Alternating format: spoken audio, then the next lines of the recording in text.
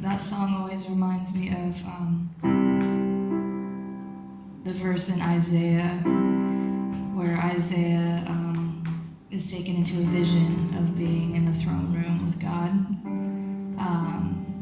And I think that's one of my greatest examples, the greatest examples of worship that there is in the Bible is just,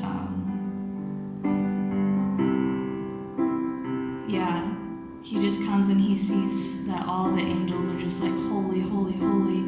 And he just can't even stand to be in the throne room of God. And I just think, like, what a beautiful example of how holy, how worthy our God is, and that he is just, there's so much of him that we're not even worthy to be in the throne room with him. But yet he sent his son Jesus so that we can be in the throne room with him, and that we don't have to be separated any longer. And I just think that alone is just such a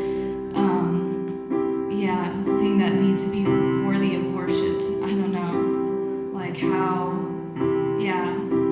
let's just remember how great and mighty and powerful our God is, and how wonderful he is to send his own son to the cross to die for us when we didn't deserve it.